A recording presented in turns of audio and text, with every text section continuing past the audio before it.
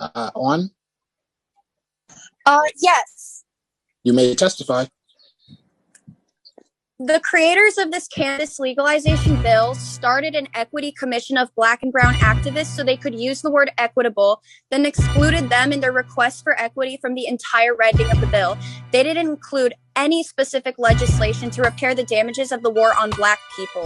The excuses are that they have the framework to add more equity throughout future sessions and that their focus is getting legalization out first, yet they keep claiming that equity is their main focus. This excuse once again invalidates all the hard work and expertise of the Equity Commission that this bill used for political sway, because the Equity Commission has already laid out the entire legislative framework for equitable legalization. Legalization cannot be equitable unless it starts off equitable. The whole point is to give the communities most impacted by prohibition a head start in the industry that will take off. Lamont's bill uses a bunch of broad loophole language so that the lottery of licenses immediately go towards out-of-state corporations and Russian billionaires, so the small oligarch who wrote this bill can hoard all of the revenue from communities of color who need it most, then use that revenue to continue criminalizing them.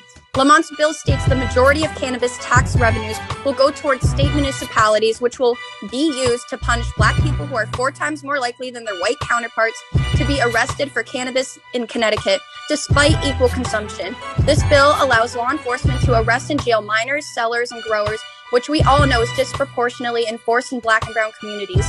Ned Lamont has admitted that the Black youth is more likely to get arrested. However, his policies will perpetuate that and their school-to-prison pipeline. The other excuses for home growers, micro cultivators, and equity applicants being less qualified than big cannabis corporations are also inadequate because the Equity Commission established a clear partnership with UConn that provides job training and expertise. This partnership also provides necessary research that proves the medicinal benefits of cannabis. This isn't a matter of whether or not communities of color have the ability to make legalization work. This is also not a matter of wanting to keep communities safe from drugs, because if it was, you wouldn't have liquor and pharmacies put on every street corner. This is about profit. This is a matter of whether or not you can share a part of the cannabis legalization profit with communities who are directly punished for it due to countless racist systemic policies.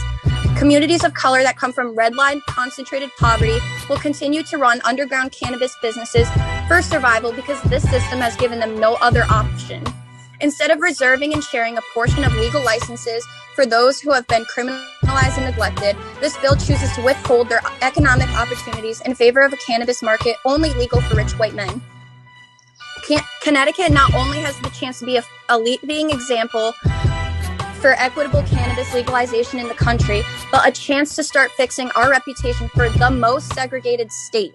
Ned Lamont, your bill for cannabis legalization is a slap in the face to communities who have suffered centuries of abuse from a racially violent system and will continue the destruction of these families. And then you have the nerve to call it equitable when you rob the Equity Commission of all their time and energy spent towards justice for their Melocowski. people. So you can call out the word. Ms. Melocowski, I would ask you to wrap up. We are past your time. This bill, you're saying all the wrong things to the media, but doing the opposite behind closed doors so you can scam the people into supporting your rich whites-only market. The Black community deserves more than crumbs and symbolic gestures. They need actual support from the system you're responsible for. You wealthy people don't know what it takes to hold a public position. Ms. Melocowski, I'm going to ask you to wrap up, please.